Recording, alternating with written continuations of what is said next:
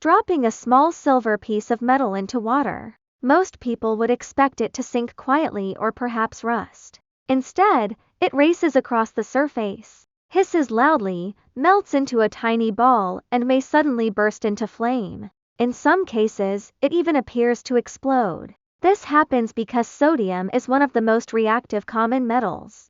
Sodium is an alkali metal in group 1 of the periodic table. Each atom has a single outer electron held only weakly by the nucleus. Because atoms move toward more stable electron arrangements, sodium readily gives this electron away during chemical reactions. Water, though it looks stable, is more chemically active than it appears. A small fraction of water molecules naturally separate into hydrogen and hydroxide ions, allowing reactive metals like sodium to react immediately upon contact. 2Na plus 2HO, 2NaO plus H plus heat. Sodium reacts with water to produce sodium hydroxide, hydrogen gas, and a large amount of thermal energy. That heat drives the violent motion people observe. Because sodium has a low melting point of about 98 C, it often melts during the reaction, forming a liquid droplet that spreads rapidly across the surface. As it moves,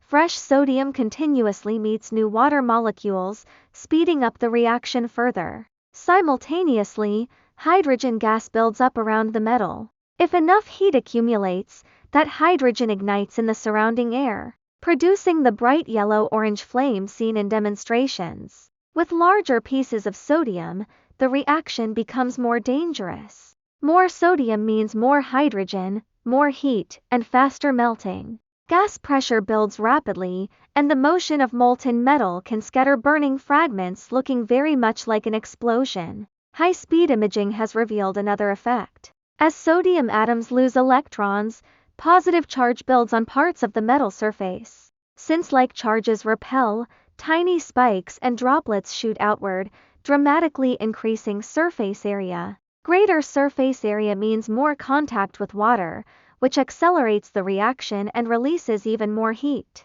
What people call a sodium explosion is really several events happening almost simultaneously. Rapid heat release, hydrogen formation, ignition, melting, movement, and fragmentation. That is why sodium must be stored carefully under mineral oil or another dry protective liquid. Chemistry, making life better.